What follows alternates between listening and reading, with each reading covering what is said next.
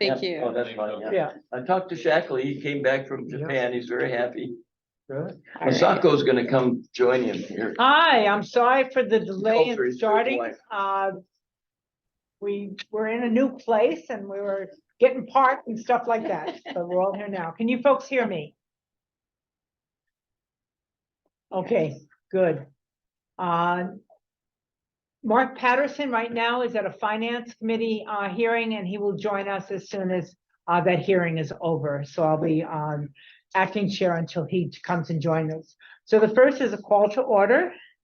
And so I have 9:09. And then roll call. So Mike Town, Yo, Ronnie Barra, Yes, here.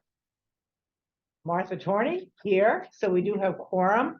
And as I said, we will be joined very shortly by Mark Patterson. The next is the approval of December 18th meeting. Does anybody have any comments concerning the minutes? If not, can somebody move to so approve them? moved. Second. It's been moved in second. All those in favor say aye. Any opposed? Okay, thank you. First, we'd like public testimony on the agenda items. That is the purpose at this point, is to discuss the agenda items.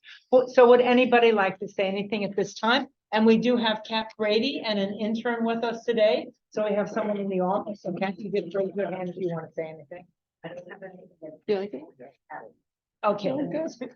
Anybody else want to say anything at this time? Okay, noting there's no comments, we'll move on in the agenda. The next is the Department of Corrections and Rehabilitation, a director's update. So Tommy, could you please present? Hello, can you guys hear me? Yes, we can. Okay, I'll go down the list, but Christian, I'll send this to you later so you have it for the record because it's quite a bit. Okay, Okay. I'll go right down. I'll go ahead and start. So first on the list is the transition. So effective 1 January 2024, the Department of Public Safety was redesignated to the Department of Corrections and Rehabilitation, and all the law enforcement entities spent off and went to the DLE, Department of Law Enforcement. That leaves us with just the mission of corrections and rehabilitation.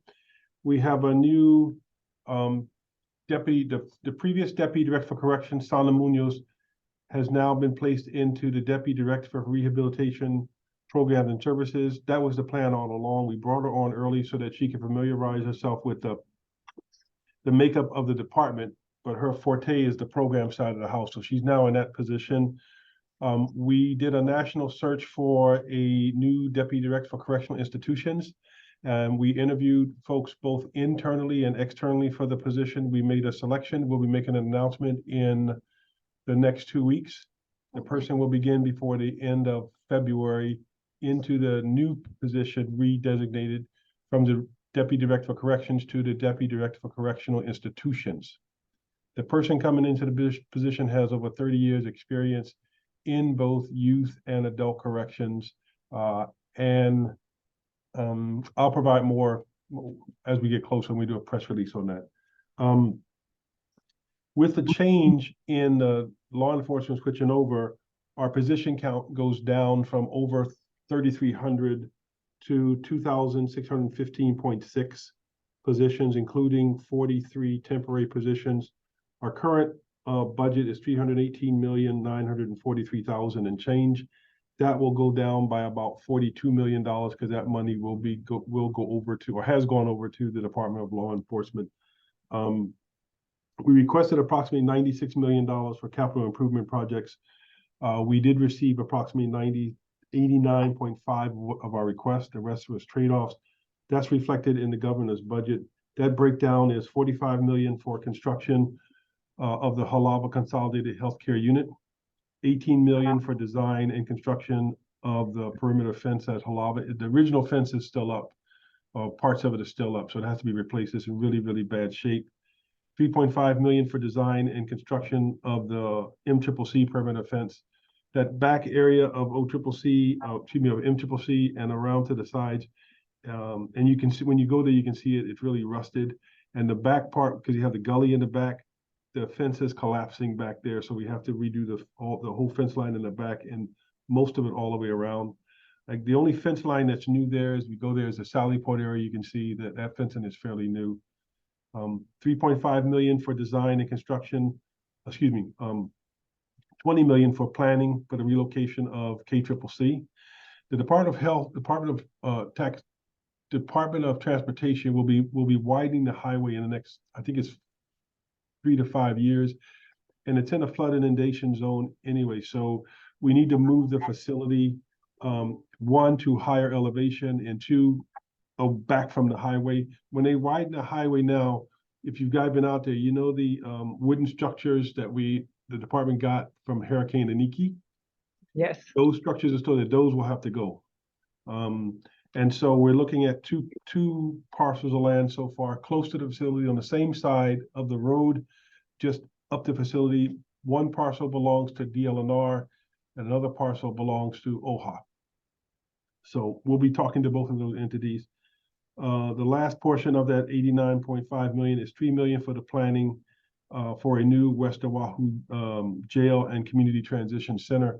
Right now, about 34% of the offenders in HCCC are from the Kona side of the island. We spend a lot of time and money on the road, wear and tear on the vehicles, and it would be better to have a small jail, no more than 100 beds or so, in Kona with a transition center attached to it, so that they can maintain connectivity with their families.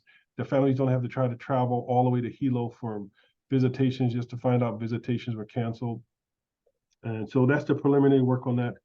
The ask is $3 million. So for new initiatives, unless you guys have questions about what I just mentioned, I'll go right into new initiatives. Okay, we good?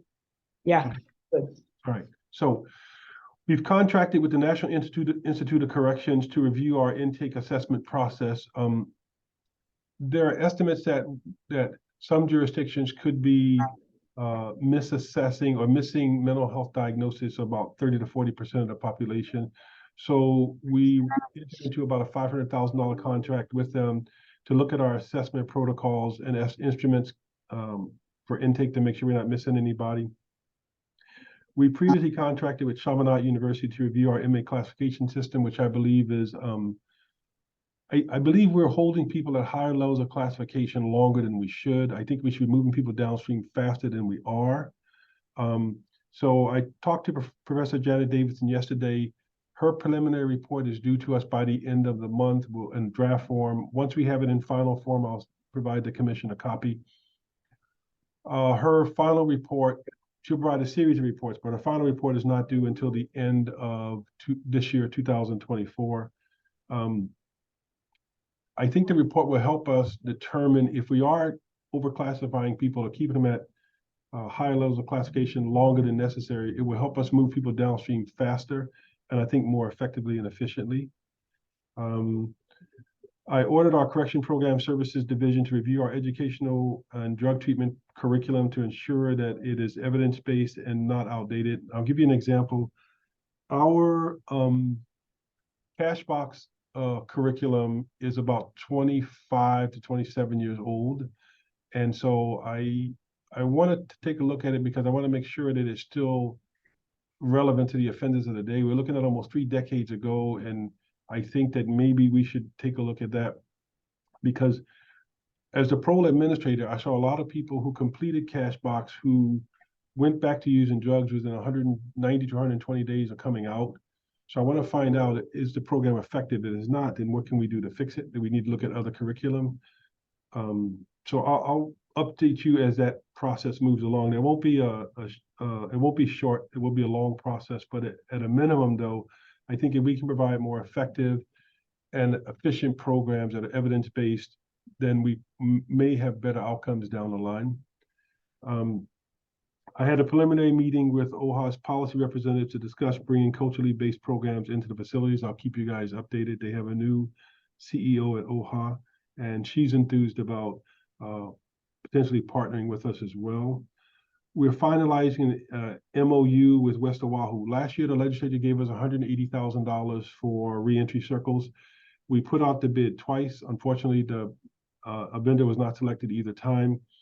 So we're entering into an MOU with UH West Oahu, anti-racial Auntie Rachel Cruz, who is an MSW CSAC qualified to do and she's a cultural practitioner, to initially do the reentry circles at Waiava and Women's Prison. They have just finalized the budget for that, so we should have that MOU signed before the end of the month. The facilities are ready to go. We just checked with them. We had discussions with Menopaa on the Big Island, and they have agreed to provide mentoring services to the Kalani Correctional Facility. And if that works out, we'll expand to the Halinani facility down the hill. We will be conducting a pilot project at the women's facility, similar to the animal rehabilitation project we have in Arizona. We've already had discussions with the Humane Society. They're scheduled to do an initial site visit at Women's on Friday tomorrow. And so we will be doing that pilot project. There is a bill that was introduced by Senator Wakai this year. I had spoken to him before the legislative session began. In fact, I took them to Arizona back in, I think it was September, and they liked the animal project that we had there. So we're going to try it and see if it works here. The initial cost will be about $100,000. That's in the bill. But we will eat the initial cost out of our existing budget to get the program up and running until hopefully this measure passes. We did start murals projects at Women's, as you guys know, at WCCC with Edgy Lee and local artists. We also partnered with Jasper Wong, who did the Kaka'ako murals, his company. They will be helping us at Waiava, and then we will be moving on later this year to hopefully Halava. I did order both Halava and WCCC because we have full infirmaries at those two locations. I ordered them to create a sensory cell for those that are terminally ill, so that the surroundings are not like a prison cell. It's more like a bedroom with correction grade furniture and things. So we're working with Tia, the director of the Governor's Office of Wellness. So Shannon Clooney, the warden at Halava, and Noni Galante at Women's are working with her because she has some experience in that area. And so we're going to designate at least one cell at each of those sites. So I'll let you know how that works out down the line as we progress forward. We're working with the Department of Health to place naloxone vending machines in the lobbies of the facilities as free.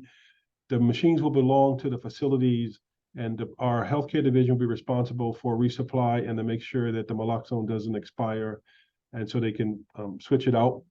We've already trained our staff on how to use naloxone. We're working with the unions now on getting their okay for the staff to use naloxone, the correctional staff to use naloxone.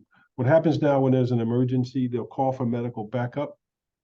And I initially thought we'd already had this done, but we didn't. It looks like we're still in the consultation phase with the unions, even though we've already provided the training to the staff.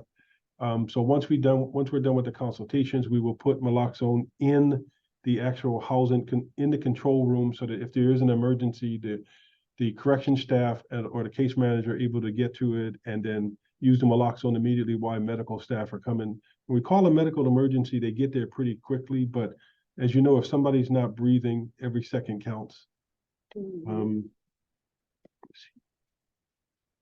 The prison chain gang uniforms at Halava, we've now gotten all the new uniforms in, so they'll be switching those out pretty soon to a khaki type color, along with the top will be color coded based on a classification level.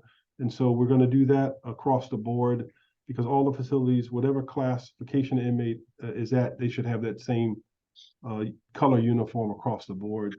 So Shannon will start the switch out of the uniforms later this month.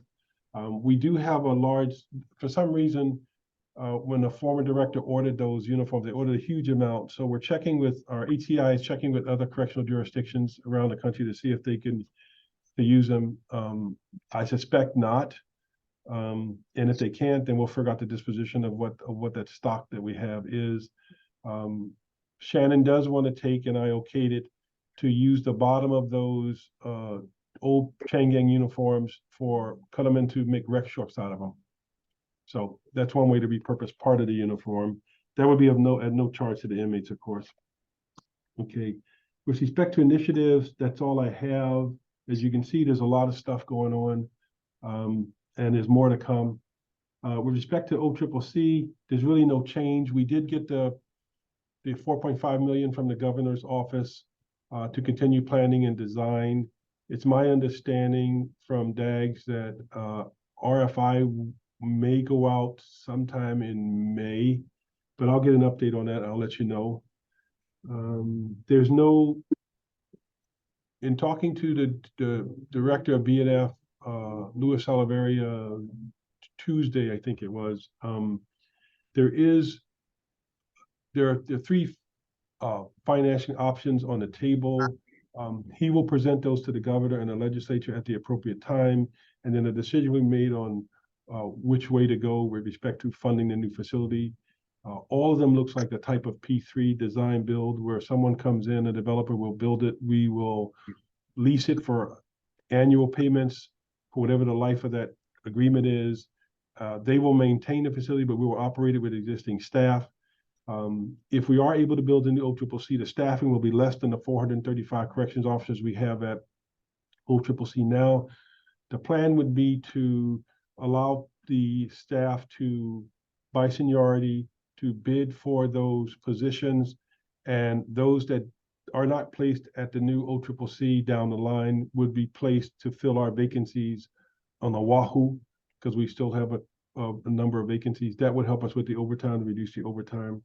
We're now doing the staffing study for the OCCC. That's it so far. Unless you guys have questions, I'll move on to the death process, the department process after death in custody. John, Tommy, I'm just going to ask if you can explain the three methods of funding that are being considered for the new OCCC. You know, safe. They're all, according to Lewis, they're all a type of lease buyback. According to Lewis, it depends on what the market is like, what the cost will be to the state. So when he presents those to the governor and the legislature, he'll be able to explain in more detail those three. But he did provide that information to the Senate president to, when we went to, I think it was KCCC, he came out there and provided it to the Senate president. Wham was there. I think some members from House Finance, but I could be wrong. He provided the overview and he provided the three financing options. He didn't go too much into detail, to be honest, because they need to wait to see what the final projected cost of the facility will be.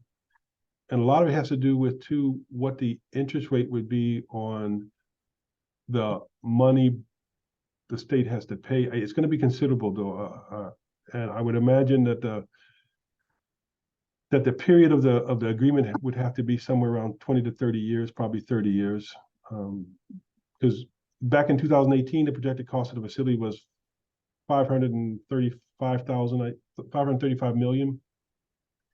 The most recent projection was over $900 million.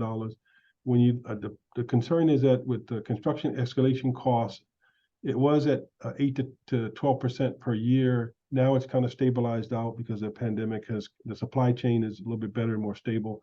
It's now looks like it's about 6 to 8% per year construction escalation costs. And there was one more issue.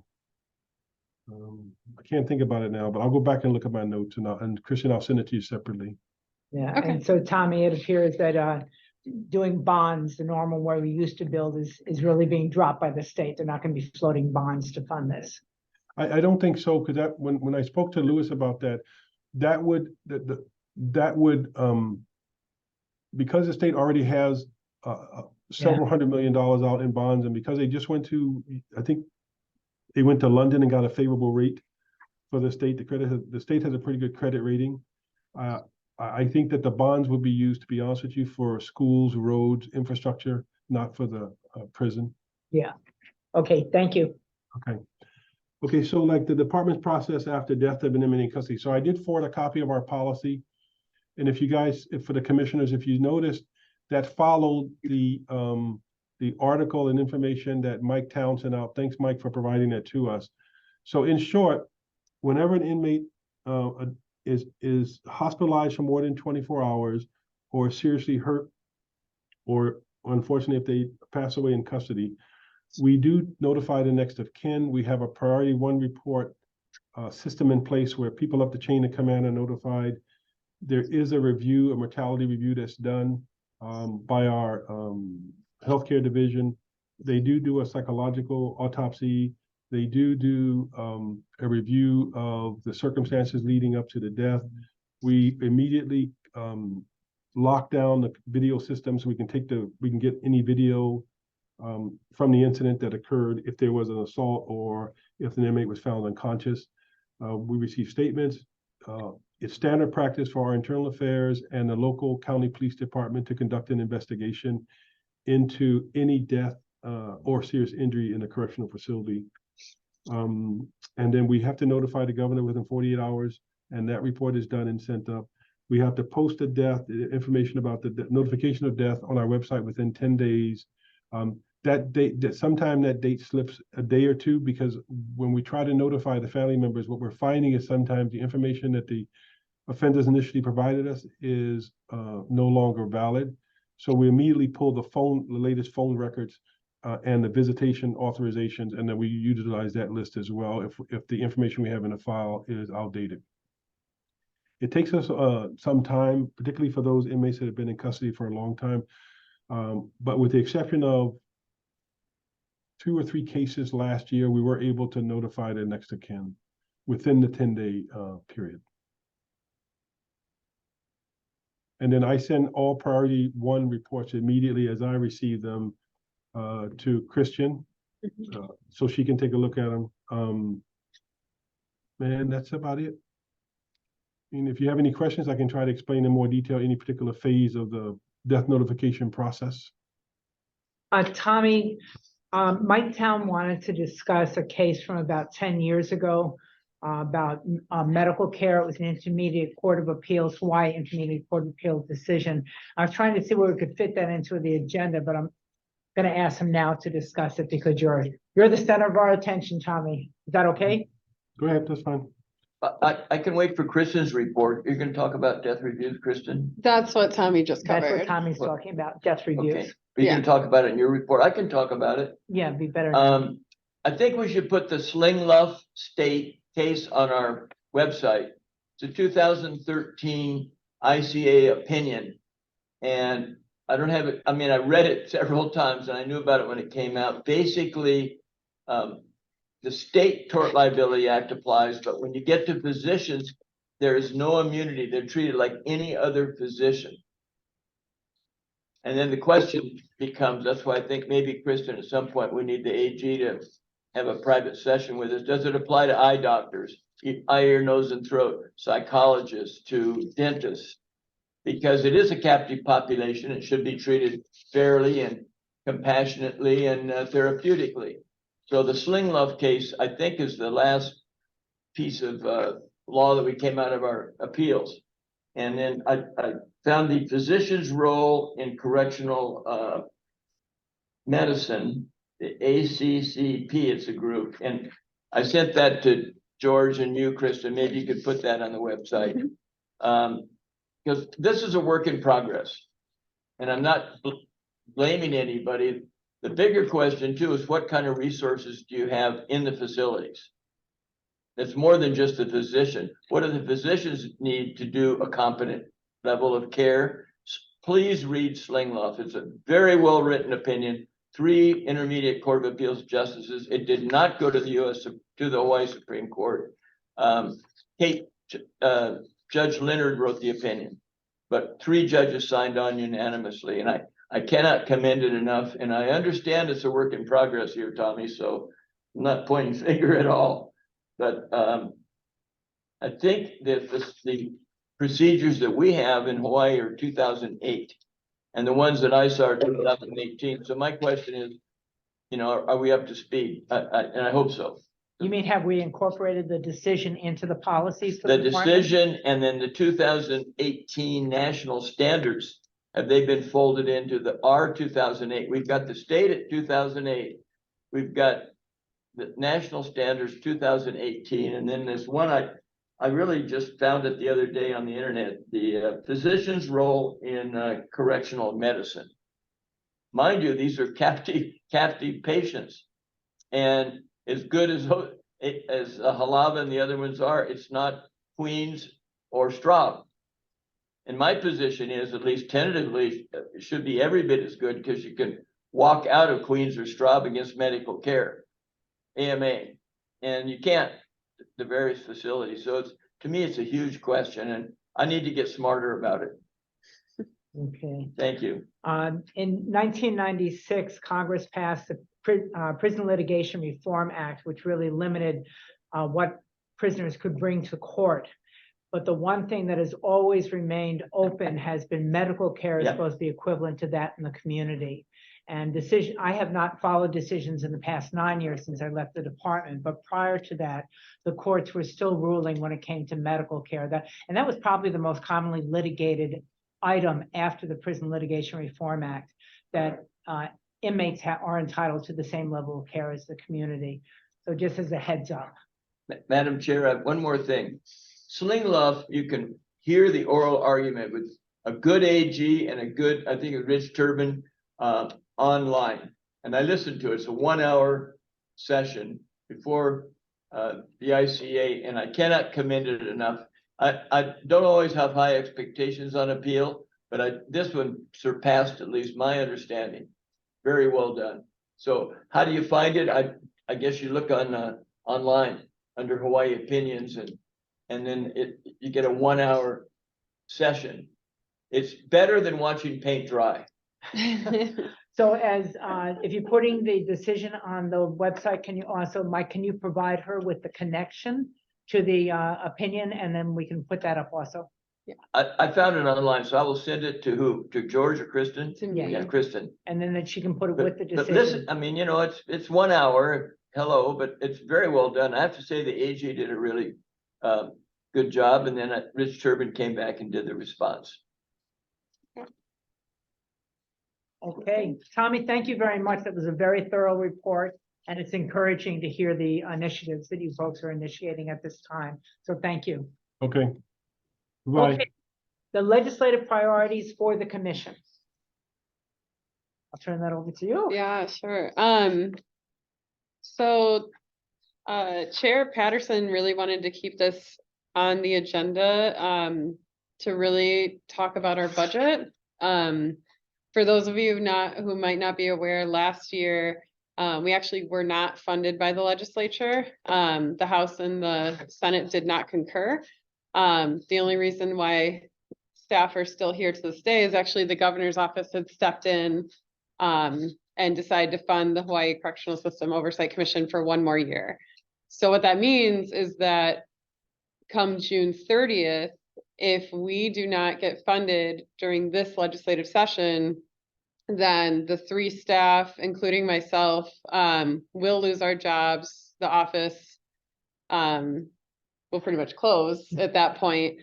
And so it's very disheartening to us, as you can imagine. To us.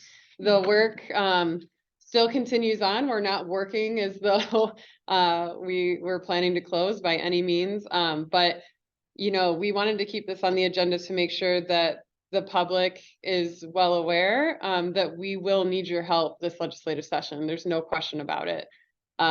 We will need the public's help, or staff, or anybody else, if you feel that this commission has impacted the correction system.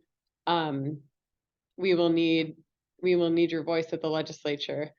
There are different ways that you can be involved. I think maybe one of the best ways is talk to the different chairs of the corrections committees on the House and the Senate side, and maybe we can add some information about that on our website, how people can better interact.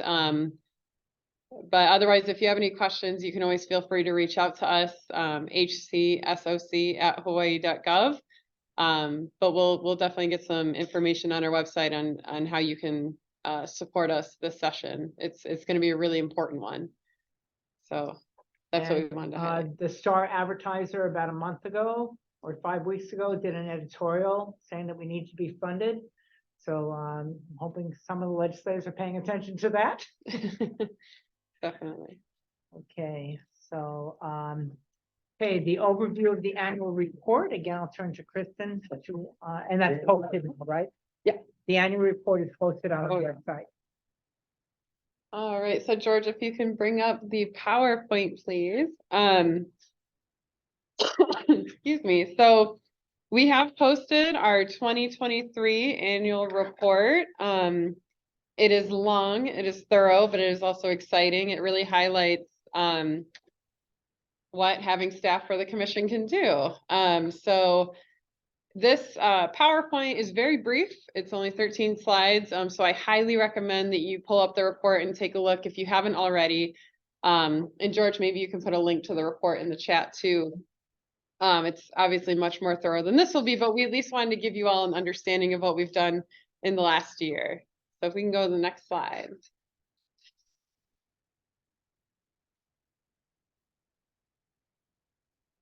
Okay, so this is just a brief history of the commission and kind of how the commission had gotten started. So in 2015, a group of stakeholders had taken a trip to Norway. Norway is known as having one of the best prison systems in the world.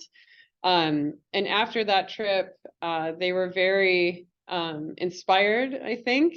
And so they actually created a legislative task force in 2015 to really take a deep dive into the correctional system and come up with different recommendations for the legislature. That report was released in 2018. And one of the recommendations in that HCR 85 task force report was actually creating an oversight commission. So the legislature took that very seriously. They did create this oversight commission. The law was passed in 2019, and all of our amazing commissioners were chosen. They started meeting January of 2020, and they never stopped meeting, even all throughout the pandemic. They never stopped meeting. The commission did try to request funding a couple times, I think, to hire staff. We were funded by the legislature for the first 2 years, but the governor did not release the funds. Right. But the governor did finally release the funds in 2022. And so that's when the oversight coordinator was hired in July of 2022. And that's when the office officially opened. So the next slide just highlights, again, our amazing commissioners and then our team. We have a couple pictures there.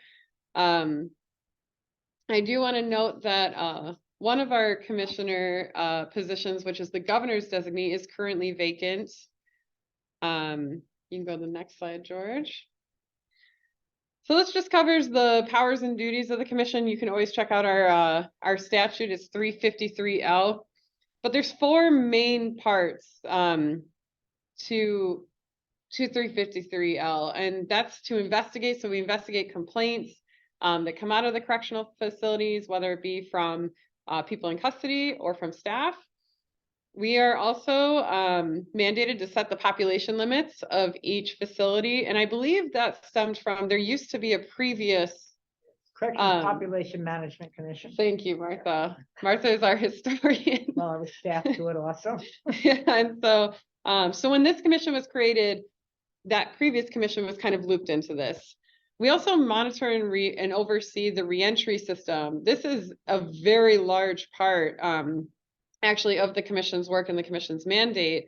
It takes up about, I'd say, half of our mandate. And so that's why we prioritize hiring our reentry and diversion oversight specialist, Kara Campani, who came on about 6 months ago, and we are beyond thrilled to have her. Next slide. Go oversee oh, okay, you have it. So this is just covering, when we think about oversight and public accountability, this is just kind of looping in what we've done in the last year here. So in the past year, the commission has hosted 16 public meetings. That's included the monthly meetings like this one right now, facility-specific meetings, and also community talk stories. The commission has also been publicly reporting about many issues in 23 different public reports. That includes 12 monthly reports, 2 strategic plans, 8 facility-specific reports, and then a year in review, which kind of covered a year since gaining staff. I also want to note that the commission was the first state entity to report out on deaths in custody, and the only state entity that reports out on more information outside of just the name of the individual. You know, we post the demographics, we post more information about the potential reason behind the death, and we're really proud of that. In addition to that, we've posted 1 press release. We'll probably do more now, and we've also been noted in 33 media articles. So there's actually a media bar on our website where you can go and you can see all the different articles, you know, that cover a lot of our reports, actually. Next slide. In addition to that, the commission has completed 35 facility visits. Most of those have been to the state facilities and a couple to the private facility in Saguaro. I did note, or I did list some notable facility tours. So these are tours that, you know, either staff or the commission has done with judges, with prosecutors, with the Senate or the House. And the feedback that we've gotten from these different entities is that it's really helpful to tour with the commission because they feel like they get a more independent experience when they're in the facilities. You know, when people tour with us, we really encourage them to talk to the staff, the people who are doing the work. We really encourage them to talk to the people in custody, the people who are obviously experiencing incarceration firsthand. And so people really appreciate touring with the commission. Next slide.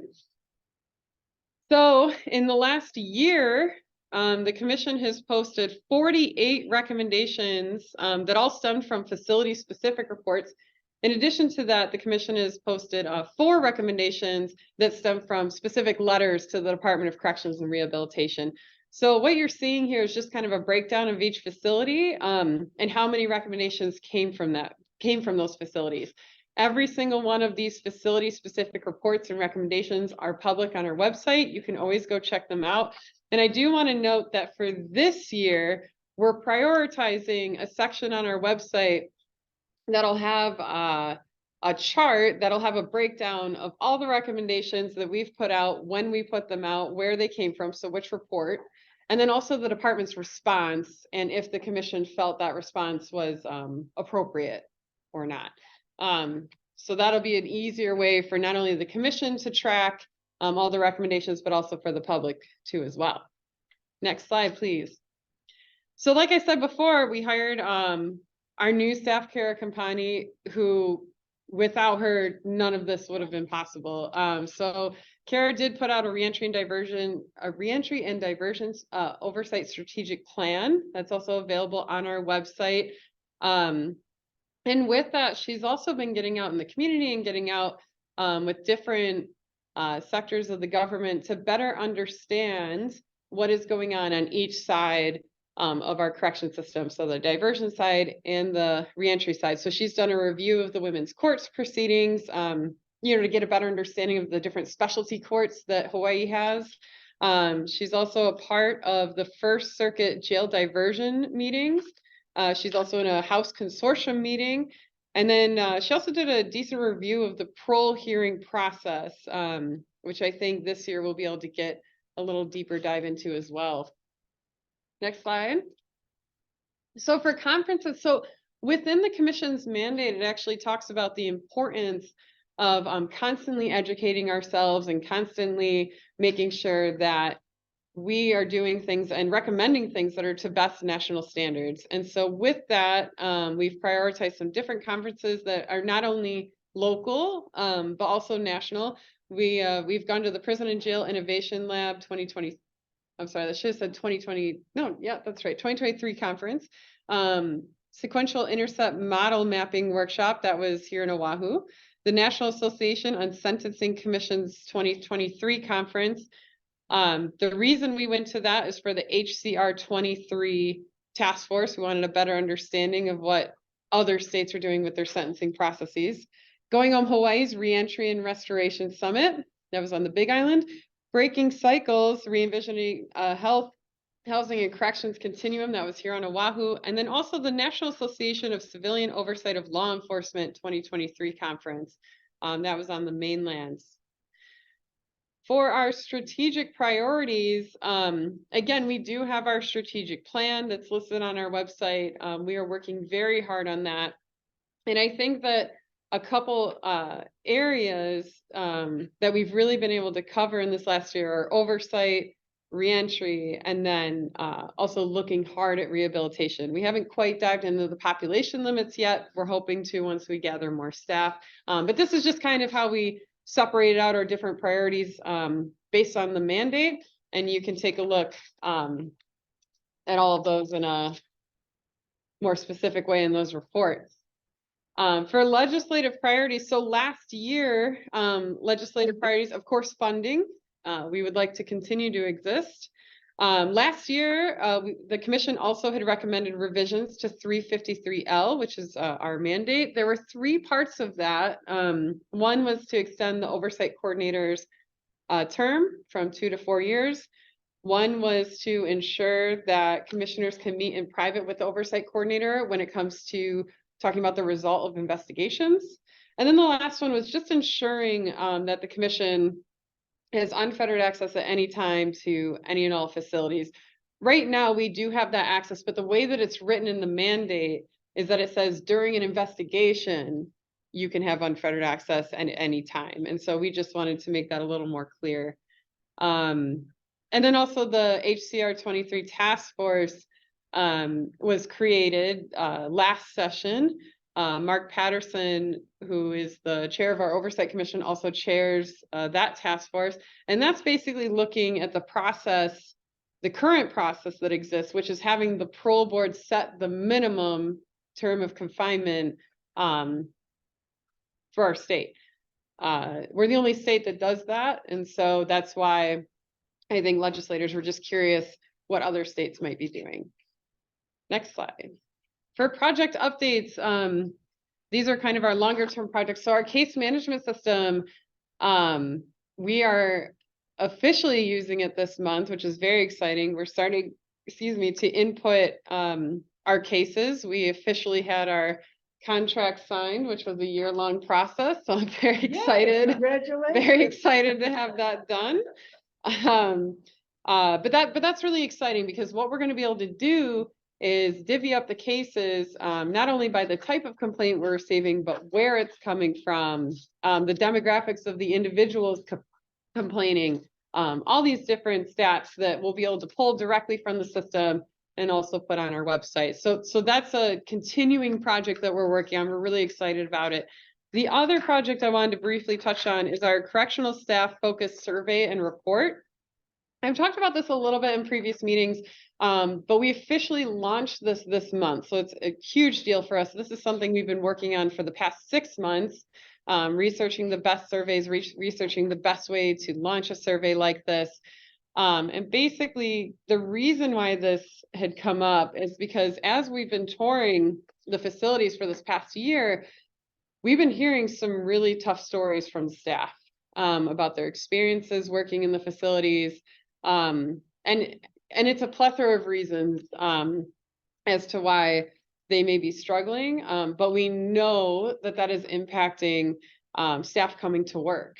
We know that staff need breaks and mental health support and among many other things. And so we really wanted a measured way to figure out what the staff's priorities are. So it's a long survey, it's over 100 questions, but we've been going to every facility, literally walking post to post to distribute the surveys. And we've been extremely excited because the response rate is very high, which, we weren't sure if correction officers would be interested in participating, but they definitely are. And the feedback that we've gotten actually is that they want us to come around one more time. So we're gonna loop around to every facility, post to post one more time, hopefully gather as much information as we can.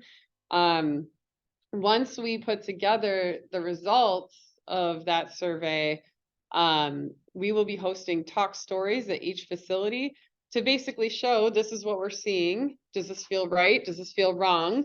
And then more importantly, what are the solutions here? Because we want to make sure that if we're putting forward recommendations, that it's coming directly from the people who are actually doing the work. So we're very, very excited about this project. We're very excited about this report. It has been quite the task to take on, but we're looking forward to getting those results. So other than that, there was a very brief overview. You can go to the next slide. Oh, perfect. That was a very brief overview of our annual report. But like I said, definitely take a look, read through it. We're really, really proud of the work that we've completed this past year. We're only going to extend it this year moving forward. And then I just put up some contact information. If you had any questions about the report, if you wanted to know any additional information, or if there's areas where you're really interested in us looking into something, we would love to hear from you. And other than that, that is it. Good job. Thank you. Any questions from the commissioners concerning the annual report? As I was reading the annual report, the report itself, it's like 200 some odd pages long, but the actual report is about 55 pages long. The rest are attachments that are mostly already up on our website. So it's not as overwhelming as you think. So now can you please present, Kristen, the monthly oversight coordinator report? Yes, yeah. So very brief. We unfortunately need to announce a death in custody. So on Thursday, January 4th, 2024, a person in custody, male, 56 years old, was found unresponsive in his cell at the Hawaii Community Correctional Center around 12:50 p.m. Staff immediately called for backup and on-site nursing staff, in addition to calling 911 emergency services. Staff did utilize chest compressions, AED, and Narcan before EMS transported the individual to the Hilo Medical Center. Unfortunately, the individual was declared deceased around 1:34 p.m. And this does appear to be a death caused by drug overdose. However, an autopsy is being completed, which will confirm the cause of death. Additionally, investigations by the Hilo Police Department and both the Departments of Law Enforcement and the Department of Corrections and Rehabilitation are underway.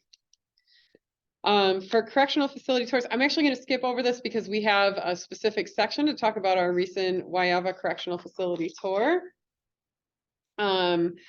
And next is our tour of Going Home Hawaii Reentry Housing. So I actually wasn't personally on that tour. I was working on the annual report, but I thought Ron might be able to touch on it. Oh, well, it was a good tour to see the Going Home Hawaii entity program, and we got to see the housing. Went to Kona. There was one housing in Kona, and there were 3 houses in Hilo, and they addressed substance abuse with wraparound services at the premises or off premises. And certainly we also saw their future plans in acquiring another facility in Hilo to expand the program. But it was very impressive, having seen the program. The facilities were clean, and in fact, while I was in one of the sites, I saw one of the person who appeared in my court previously and is presently doing very well. And I talked to him a bit, got some information, and it was very impressive, and he liked the facility. So we were impressed with the program, and we thank the director, the founder, Les Estrella, his staff, who was very hospitable, took us around and let us talk to people and look wherever we wanted to see. Perfect. Impressive. Thank you so much. I already touched on the staff survey and report. That was just an update about that. And HCR 23 task force is on our agenda. I think the only update we had here is that unfortunately our most recent meeting, January 11th meeting, was canceled due to a power outage. We were really bummed about that. And so we're trying to decide now if we're going to reschedule that meeting before the March 15th meeting, or if we're okay just having the March 15th meeting, because we are waiting right now on a lot of data analysis anyway. But we'll keep you updated on that. There is an HCR 23 task force tab on our website where you can get all the update information. And other than that, that is the report. Any questions from commissioners? Good job. Thank you. Okay, the next on the agenda is our visit to Wyaba Correctional Facility. Am I to present that? Oh, yeah. You don't have to. Is that okay? Okay, no, Oh, it's fine. Okay, we did the tour. It included, the four of us that are sitting on the commission today, plus, the commission staff. And, this report includes the notes from the commissioners and staff. So our general observations are, first of all, I think many of you are aware that Wyaba is the most intensive substance use treatment in the state, with a continuum of 6 different programs. And we did observe discussions between staff and individuals in custody while visiting the facility. The warden and staff appear to interact well with the people in custody, and the facility has an overall feeling of rehabilitation and therapeutic process. It's a beautiful setting. If none of you have been there before, both Kulani and Wyaba are really beautiful settings. Also, the warden and his staff have been creative in running the facility programs and maintaining the facility overall.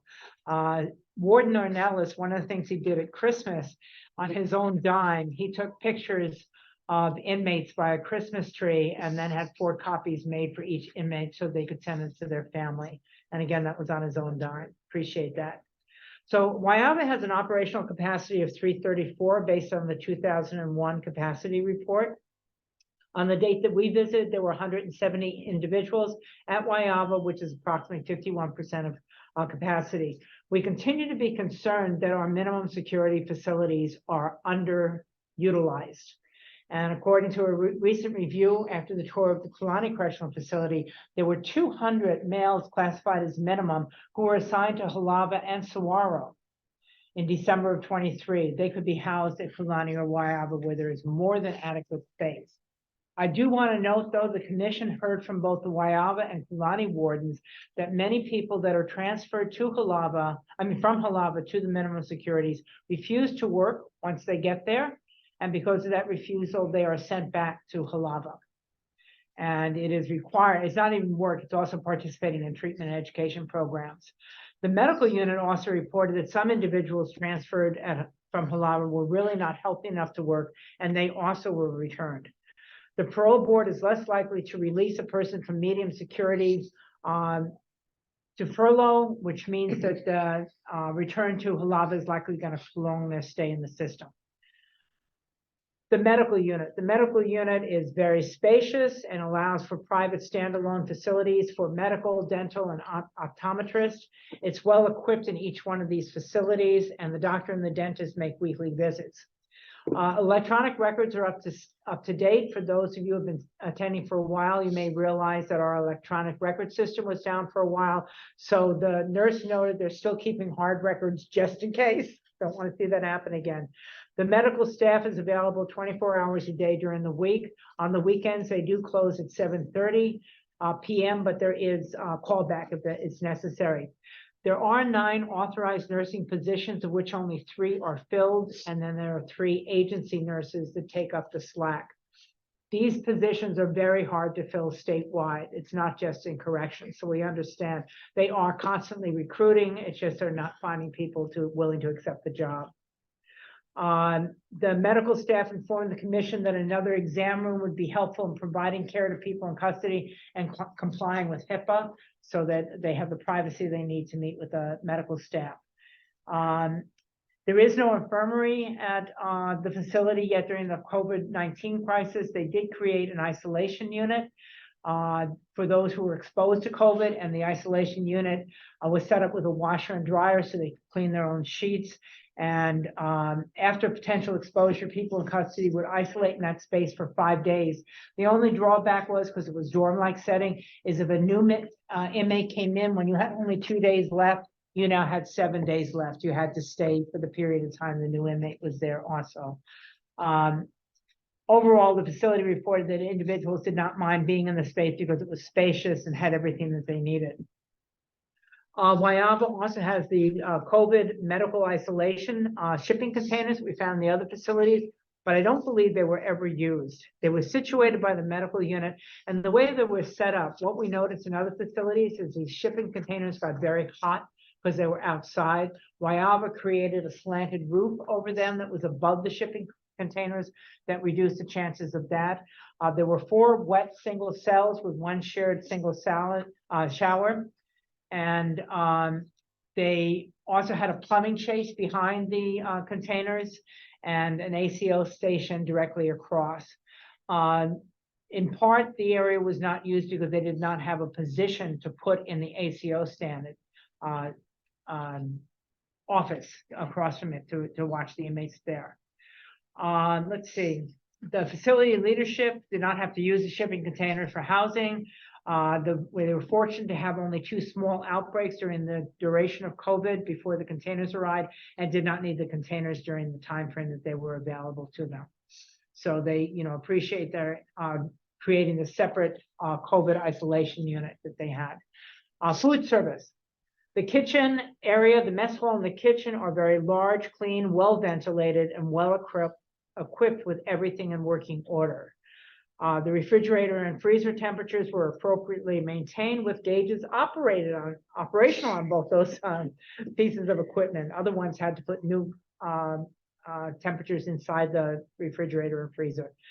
The kitchen was being cleaned by the work line during the time that we were there. There was no food left out, no broken tiles as seen in many other facilities. Additionally, commissioners heard few complaints from the people in custody about the food that was available to them. While touring the kitchen, though, we did hear from an individual in custody who was concerned about the 25 cents per hour that they were getting paid for the kitchen work lines because it was not adequate to purchase much through the store order. Remember, the inmates also often have multiple demands on what money they earn, restitution being one of the very important ones. The prices of store orders have risen and are comparable with regular price in the outside world. However, wages have not. And this rising cost of commissaries is an issue that many states are addressing or being faced with right now, the high cost of commissary things. The commissioners also heard from individuals who are assigned to the kitchen work line that they all live in building 6, and there are not enough staff to be putting staff in that building when they are not working in the kitchen. So at the times that they have their break from the kitchen, 8 a.m. to 10:30 a.m. and 12:30 to 2:30 p.m., they are assigned to the outdoor pavilion, 2nd level, where they have very little to do except watch TV or play board games. A number of people in custody complained about the lack of access to education, library, and other programs during this downtime. So we really ask we recognize the problem with the shortage of staffing, but we do ask that the facility and the department can consider allowing these people to do more than just sit idle in the pavilion during this time. The library currently has no librarian at Wyava. Occasionally, the Halava librarian will come up, but that's not too often. Therefore, the law library is run by ACOs. But the ACOs merely give them access to the website or the books that are available. They do not provide any assistance or provide advice to the people in custody. They use online programs primarily for the legal research, which is what happens in other facilities. And we disagree with this practice that there is not a librarian there, but we also understand it's another difficult to fill position. The recreational library, which is open 3 days a week, is very well stocked, and the commissioners were impressed that the warden worked with the U.S. Postal Service, who agreed to donate undeliverable magazines to the library for people in custody. The volume donated is remarkable, providing reading materials on a wide variety of subjects. The benefits for the United States Postal Service is they do not need to store these old magazines that can't be delivered, and it, of course, benefits the facility by providing additional reading for the inmates. Education. The education building was in a large building with 5 classrooms, open 5 days a week. It is mostly computer-based education, GED preparation and testing commonly used. A variety of other online courses are accessed, although there are no college courses available at this time. I'm hoping that will change as the department is beginning to offer college courses at other facilities. The commission will have the opportunity to speak with persons in custody on the education work line. He shared a monthly newsletter designed, written, and illustrated by the people in custody at Waiava. The November newsletter was 10 pages with a theme of gratitude incorporated throughout. There also is a 6-week carpentry program operating in conjunction with the University of Hawaii, and we saw that in action. And commissioners were told that upon completion, participants are granted a certificate and direct entry to the Hawaii Carpenters Union as apprentices. 10 individuals are admitted per cycle, and the commission agrees this is a fantastic program for successful reentry into the community. Work line, there are a number of work lines that are available to the inmates, and the pay ranges from 25 cents to $1 per hour. There is a large farm program up there. Unfortunately, the commissioners did not have time to visit that site. We hope to do it on the next trip, but the staff did. And let's see, the farming program used to be significantly more robust than it is right now, but it's currently operating at 20%. Part of it is shortage of staff, such as having a farm supervisor. And any production beyond 20% would be wasteful because it is not used by Waiava or other correctional facilities on this island, and currently cannot be donated or sold. I believe in the past they were able to donate to the food bank. I may be wrong about that, but we can look into that some more. Oh, they need, I'm sorry, there's a note here. They need the correctional industries to be a vessel to donate the food. So that's probably why it stopped. Cash box is where we incorporate the substance abuse programs. In 1998, the 2 buildings that Cash Box and other substance abuse program are housed in were built, and there's the buildings 9 and 10. And the buildings are surrounded by a chain link fence, but the gate during the daytime, at least, is unlocked, so inmates can come and go in that area. But clearly, the fence is up there to let others know that this is an area they should not be going into, that is limited to those participating in the program. Upon completion of the residential part of the program, which takes place in Building 10, individuals are mainstreamed into the general population in 10-day treatment programs. Again, the commission was informed the program is seriously understaffed with only 2 employees at this time. I'm not sure what the authorized count is, but there's only 2. To be a qualified substance abuse counselor, you need extensive training and internship, and there are difficult positions to fill, even in the general community, but especially in a correctional setting. At the time of our visit, those most recently transferred to Waiava were also housed in Building 9, which is in that enclosed area by Cash Box. It is unclear if this was for general orientation or for those who were going to be entering Cash Box. Individuals in that unit were not yet assigned work detail to earn any money. Building 4 was the only housing unit that the commission visited. The space could use some modernization. Remember, these are old military apartments, and updates, as there were multiple missing louvers in the windows, and overall conditions were sparse. As noted in the beginning of the report, there are far too many empty beds. The 27 individuals assigned to Building 4 were awaiting transfer to the Oahu Bridge Continuing Care Program, furlough program statewide, or nearing parole release. The commission met various people who were waiting 3 months at the point that we were there, that their transfer packets had already been sent to OCCC to get into furlough. The individuals were stuck in a holding pattern, and many assigned to the community were assigned to community serve work lines and were earning $1 an hour, those who were able to work. They had many video stations available for contacting family and others authorized. It is one of the facilities that has in-person visits since March of 2022, and the commission appreciates Waiava's successful efforts to reinstate in-person visits post-COVID.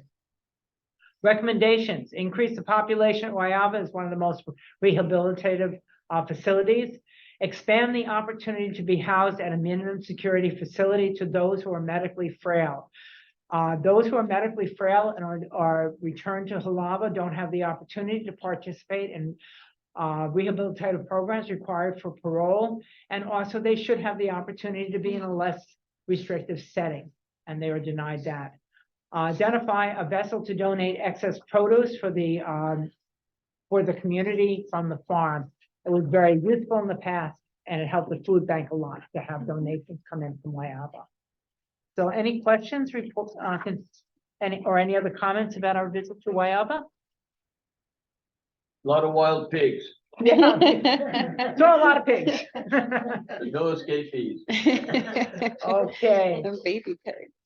Okay, the next on the agenda is the HCR 23 task force concerning the issue of the paroling authority setting minimums.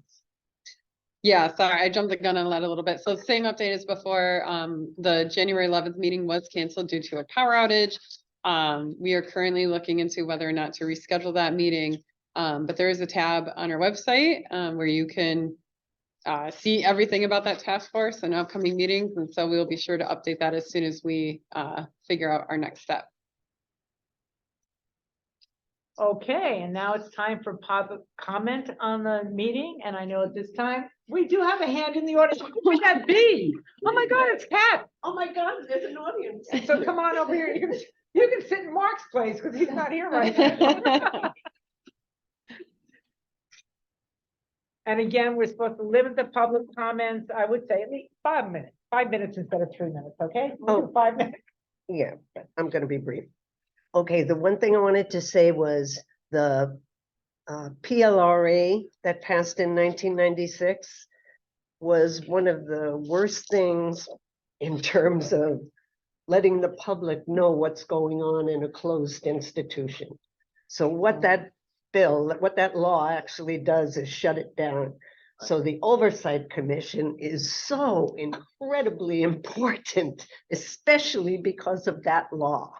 So I want everybody to understand that we need to fight for this, or else we're going to be in the dark again. Okay, next thing I wanted to say, please call your legislator.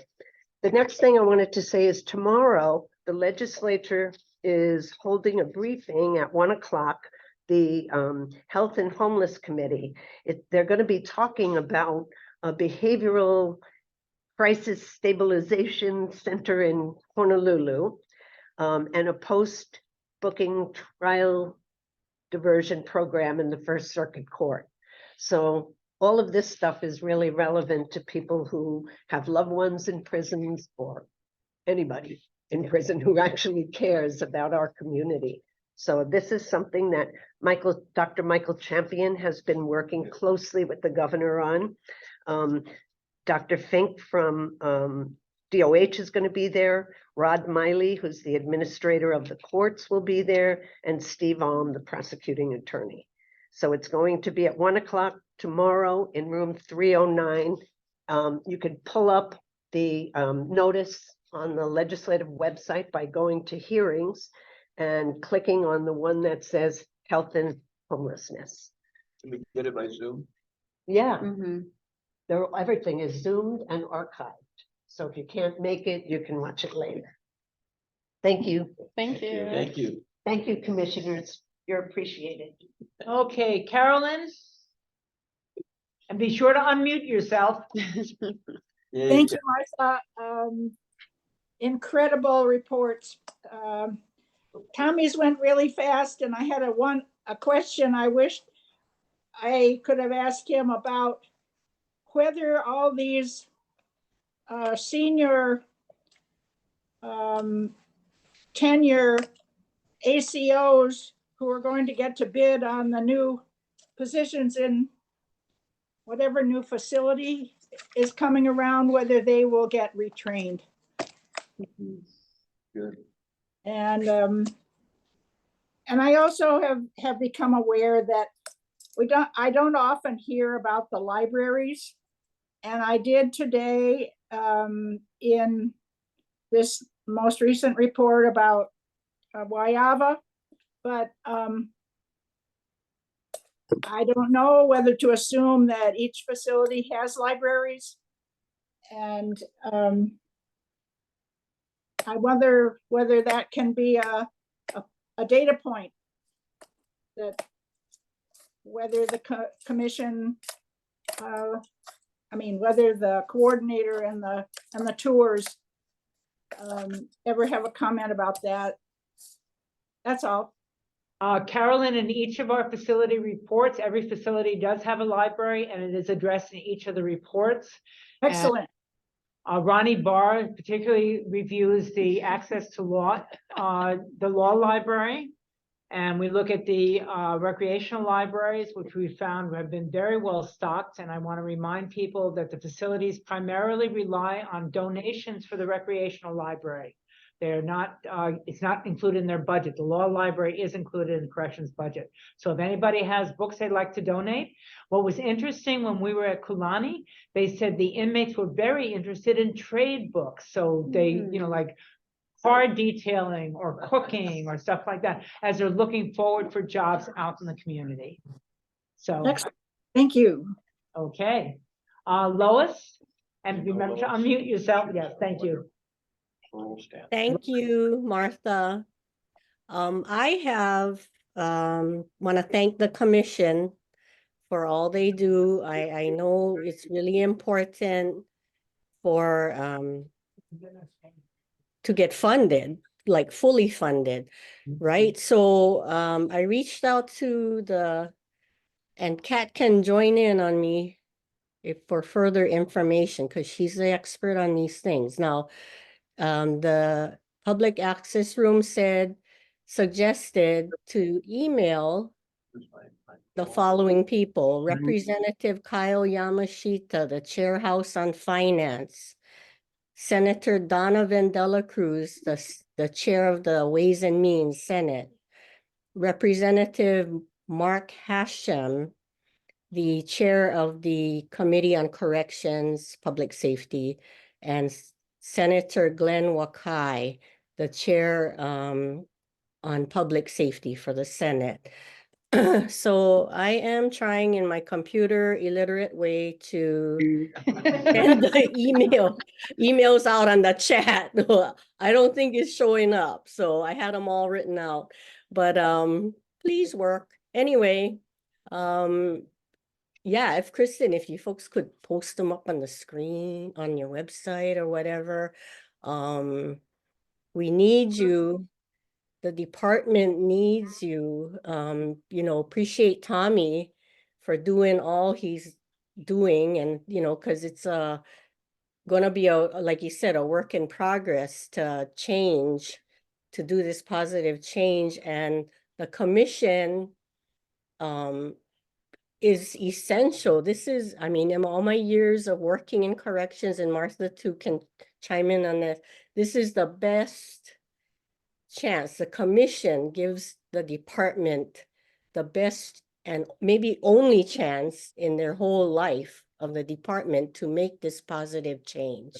And we need you, commission. So, hey, everybody, the people, we rise up, okay? We write to legislators, we write to these people. They said email is okay because the public access room, because that way you get a paper trail of what you sent out. And it's not testimony, so, they said email is okay. Or you want to write a letter too, so please write. We can make a difference. We surely can. Thank you very much. Thank you, Lois. Martha, a comment? Yes. Lois, it's good to see you or hear you. Yes, nice seeing you again, Judgetown. Yeah, take care. Thanks for all you do. I would go to Wyaba for 8 years, and when you were in the room helping us parole people, I would lean forward, and I'm leaning forward today because it's nice to see you. Oh, that's too kind of you. You guys did a great job on the parole board. Yeah, thank you so much for everything you've done all these years. And thank you, Lois, again, for the contributions you made. Wyaba was where Lois was working from, and it is the staff and leadership that sets the tone, and she set a great tone that continues to live today. So thanks again, Lois. Okay, Ron. And remember, yeah, unmuted yourself. Very good. Thank you. For those that don't know me, I'm Ronald Fujiyoshi. I'm speaking for Ohana Hopukele, where I've been the treasurer since 2000. And I wanted to say Happy New Year to the Oversight Commissioners and the staff for the good work you've been doing. And I'm sorry that Kavika is not there today. I have so many things to say, but I'm trying to keep it short. So, I think we're all aware of what's been happening in Gaza and trying to see does it relate to us here in Hawaii. So one of the books that I've been reading is this. I don't know if you can see this, but it's Decolonizing Palestine by one of the Palestinian liberation theologians, Mitri Raheb. And the sentence that he jumps out from me that he reads in his book is that the othering of the indigenous people by calling them strangers is an important feature of settler colonialism in which the natives are extraneous and the settlers are cast as natives. Now, maybe a little complicated language, but I feel my church, the United Church of Christ, is really part of the problem. Our scholar, Dr. Ron Williams Jr., points out that in 1863, Reverend Rufus Anderson, the longtime secretary of the ABCFM, came to Hawaii and had almost a month-long meeting with the missionaries. And he told them, you did a good job. It's a Christian nation. Now turn over the leadership to the native people and go home. And that's when most of the missionaries balked. And so they began to rephrase that the real natives are the missionaries, and began to try and change the decision making so that the natives would not decide that. And so as you probably know, that a lot of the key members in our church, while they were officers of the church, were also involved in the Bayonet Constitution and the overthrow, including like Albert Francis Judd, who was both the Supreme Court Justice in the kingdom and the head of our Hawaiian Evangelical Association. Well, most of us here are the settlers, right? And including me. And so, I feel that what we need is I have to advocate for the disproportionate number of Hawaiians in prison, and not only in prison, but the highest number of homeless are Hawaii. And why is that? It's related to a whole history, and I think we cannot lose sight of that. And if you include now the Pacific Islanders, like others in prison, then it's even a higher percentage. So I think we cannot lose sight of the what we're seeing. And so, to me, the real item that we need to work on is to get funding for the Oversight Commission and keep the staff. For example, even at the cutback of the funding, if you don't have money to go to the other islands and hear the voices of the people, most of us who are on the Zoom meetings are settlers. We're not going to hear the native voices, except if you go to the different islands and we agitate to get them out. And these are the people who need to be more involved in the process, because that's what is happening. And so I want to ask you for advice, because we from outer islands, I don't think it's so effective to just do emails, because I think it's more in person. And so we'll probably fly in to people only one time. But when is the best time? Is it before the House Finance Committee, when your budget comes up, and in the Senate, or do you wait for the Ways and Means or whatever? So I think we need a little bit more advice from staff on how to best advocate for funding. And I really I'm trying, I'm appealing not only to people in here, but people who watch the video later on, which I do.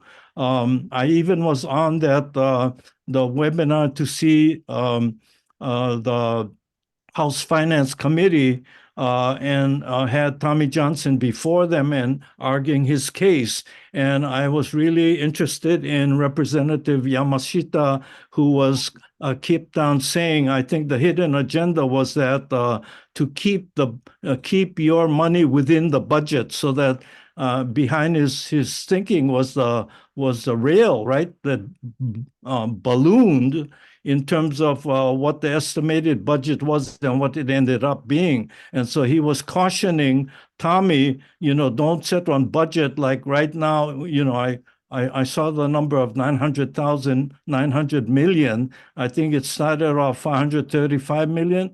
And then so when it ends up, where is it going to be? Is it going to be over $1 billion? And how much more over? So I think all of these things are real crucial. So what is the budget of the Oversight Commission compared to that is manini, right? So, and I think that's where we got to put the emphasis on. And then, and you need to, because I think you are one of our biggest hopes to really move the whole system to rehabilitative and instead of retribution.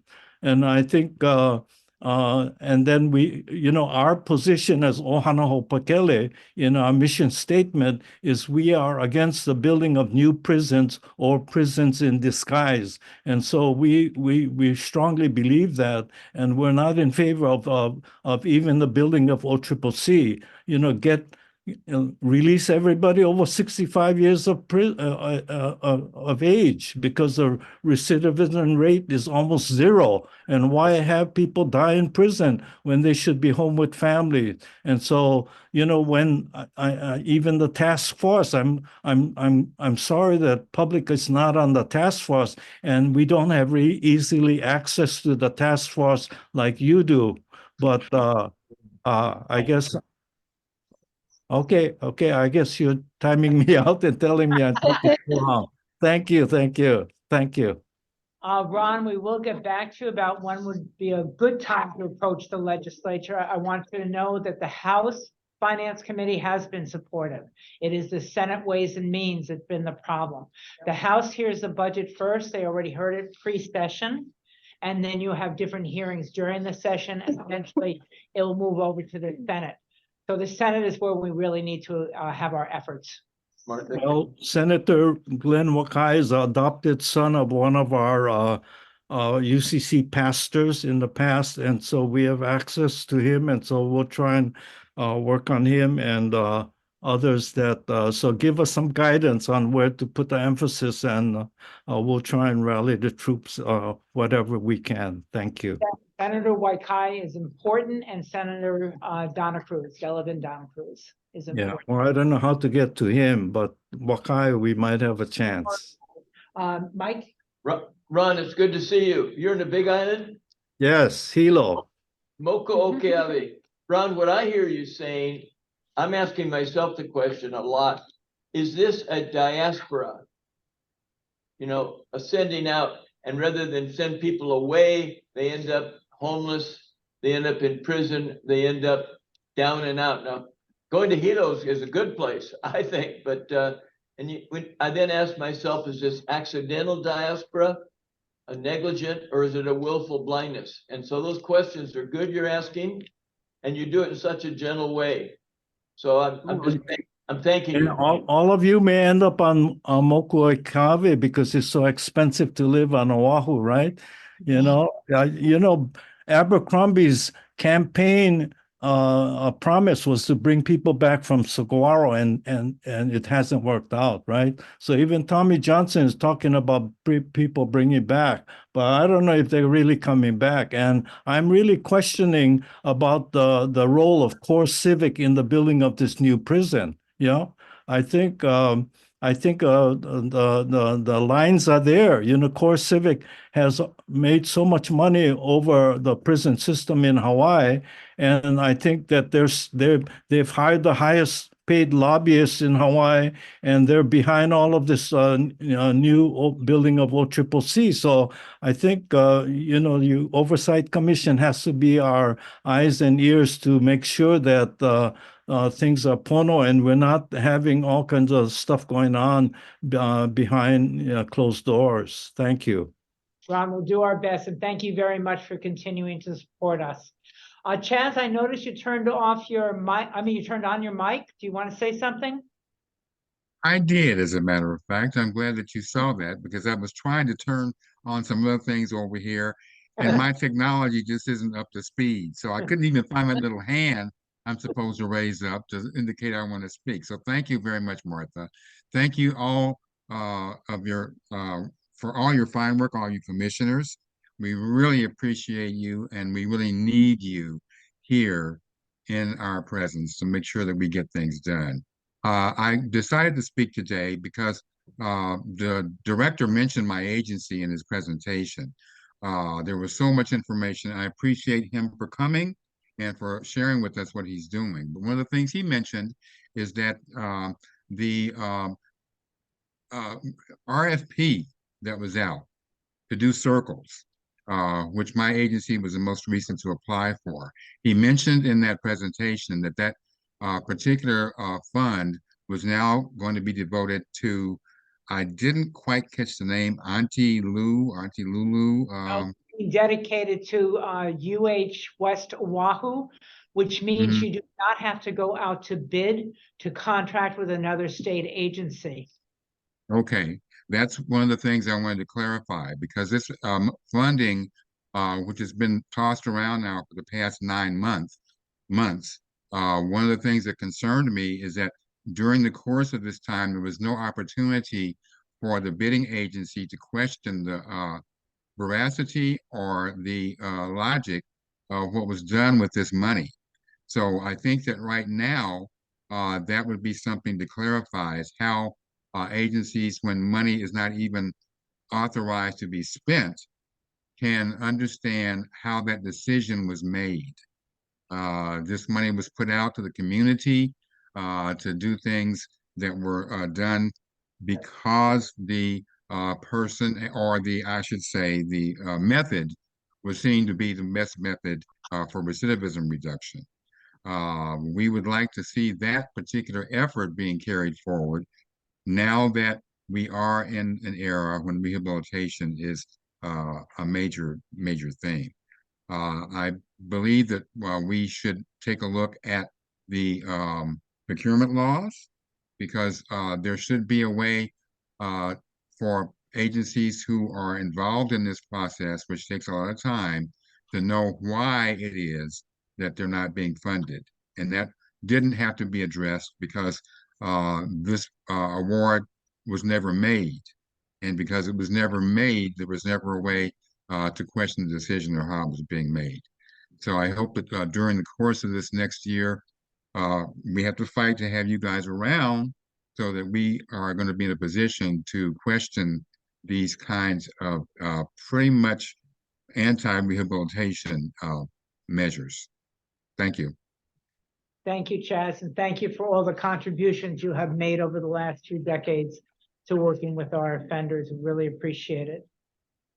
Anybody else have anything to say? Oh, Carrie Ann. Unmute yourself, Carrie Ann. Yeah. Aloha kako, Carrie Ann. She wrote on behalf of the ACLU of Hawaii. Thank you so much, Oversight Commission, staff members, for the important work that you're doing. I just want to make some comments and some suggestions. One of the topics that I think we're all united behind is increasing and having full funding for the commission. Something I'd recommend is just clarifying perhaps on your website for community members that want to support you. Full funding for the commission is a priority for the ACL of Hawaii. It is one of our top priorities. We have it in our legislative packet. We've been doing the rounds at the legislature. We'll likely share some insights off with the community. But one thing I would say is that even when we talk about full funding for the community to have a clear understanding of what that means. I know that all state agencies have been asked to reduce their requests. But given the importance of the commission and the big scheme of things, I think that over time you've asked for 500 to 600,000. And if you compare it to the Department of Corrections budget, you're looking at less than 0.001% of what the department gets.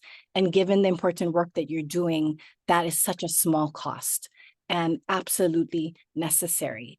I just want to highlight in terms of population caps, you mentioned that you will be focusing more efforts and energy there. I think that is absolutely important. And I would like to hear from Department of Corrections Director in the future, what are they doing in terms of the population caps? I'm hearing that there's a study done on overclassification, which is something the community has been alleging and complaining about for years. But we don't need the reports and the recommendations to necessarily take action.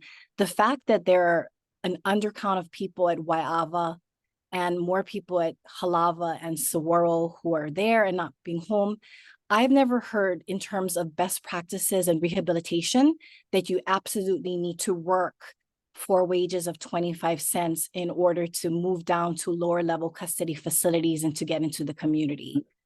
The fact that we are paying people such low wages when they have to pay for things like commissary, phone calls, restitution is absolutely shameful. It really is hearkening back to the days and showing the connection between slavery and mass incarceration, which Ron has alluded to. And I think we need to be mindful of who's being incarcerated. So if we want to create more incentives, increase the wages that we are paying to people in our jails and prisons. But beyond that, again, you can move people down into the facilities, get them into the community. I also want to raise that we need to spend more time and energy on decarceration diversion instead of putting all this money into building new jails. Just the fact that we're spending millions to put up a new fence around Halava, I understand it's necessary from that sort of point of view, but the money that we're putting towards a perimeter fence for Halava or for MCCC could be placed into programs like Going Home, YWCA, MEO, Ohana Ho'opakele, all of these community-based programs that we know is effective and can help people in a rehabilitative, humane pathway. So instead of putting all this money back into the correctional system, let's get it into the community, rather investing more into cages. And last point, we should all be aware of the fact that CCA, other private corporations who are looking at increasing profits to shareholders are salivating and definitely want to enter the market here to the so-called private partnership, private-public partnership. There's so many people connected in administration who have been past lobbyists for CCA, and we need to, again, be mindful of that. Who are they working for? They are not advocating for community services, community success. So let's put that money into where it works, the community, all these organizations that have been doing the great work and have capacity to expand. There's no way that you can compare any particular program right now within Hawaii's jails and prisons, work furlough, otherwise, that's run by the department compared to community-based. There's no comparison. And they have lower levels of recidivism. So let's invest it again. Community, not cages. Thank you, Commission. Thank you, Carrie Ann. And Lois, you have your hand up again? Yes, it's Lois again. Sorry, I forgot. And thank you to Carrie Ann. Hi, Carrie Ann. And Ron for their detail about contacting the legislators. I forgot to mention just one more thing is that I guess the public access room, they did say to please include the reasons about why the commission should be fully funded when you contact them. So there's, I guess, more substance and detail to that. So thank you very much. Thanks, Lois. We can do this. Yes, we can. We will do If I it. can I add one thing? Sure. I just want to add one thing. Thank you all so much for your unwavering support. It definitely means a lot to us. Excuse me. I'm going to create a webpage on our website today. It's going to include our requests and the full breakdown. It's going to include who to contact. So I'll include Senator Delacruz, Senator Wakai, Rep Hashem, Rep Yamashita, how to contact them. So I'll include their address if you want to mail or schedule an in-person along with their phone number and email. I'm gonna talk to Martha a little bit more about the best time frame to contact, but I'll include that as well. And I'll also include a script of kind of what to say. We did this last year. We kind of emailed out a basic script, you know, kind of including our request and the importance of us. But I'll include that as well. And I really, really appreciate everyone's feedback. And again, if we're missing the mark on anything, or if there's more information to add, please contact me. We're always open to hearing your feedback and how we can do better. But I am committing to getting that done today. So check out our website tomorrow, refresh the page, and yeah, we'll get on there. Good. Chaz, are you still there? Chaz, turn off your mic. I mean, turn on your mic. He might have stepped away. Maybe Chaz stepped out. But No, I'm still here. Chaz, This- forgive me, I had to Mhm. step out for a minute. I'm here in front of this group, Purple Maya, Donovan Kalo and Ola Lagoon, and they're training women at the prison, and I suggest you get a hold of them or call me after this, because I was very impressed with what they're doing. It's what I call horizontal justice. They're helping the women get skills, and in turn they're getting paroled out, and I appreciate what you say always. Judge Town, Yes. that is me. Purple Maya is her. That's her. Great, That's great our mind, partner in think women's. alike. Yes, we have a digital training program for women that we started with Purple Maya over there last year, which we're just very pleased was refunded. So that is us. We're doing they're doing the digital part of it with the technology training, and we're doing now the community part of it, where we're actually taking those women and placing them into jobs in the community and giving them follow-up wraparound services. Thank you, Chaz. I was ignorant of them. And then when I went over and appeared 2 Tuesdays ago, I was blown away by how committed the people are. They're volunteers. It's the reverse of a diaspora. They're coming home, bringing everybody home. So thank you. Yes, and it's been a wonderful experience. They're wonderful people doing great work. So we're happy to be associated with them, and we have some other things planned for other facilities in the future along the same lines to do training in technology for our inmate population here. Thank you. All Okay, right. no other comments. We're ready to end our meeting. So do I have a motion? So move. Oh, do you wanna Second. announce the next one? Oh, I'm sorry. Our next meeting will be Tuesday, No, February. Thursday. I'm sorry, Thursday, February 15th. And we are now meeting in the state office tower on the second floor, room 204. Right here. Right here. Yeah, don't you know where we are, folks? So again, thank you all for attending. Oh, yeah, the meeting is ended. What time is it? 10:40. 10:45. Thank you. All right.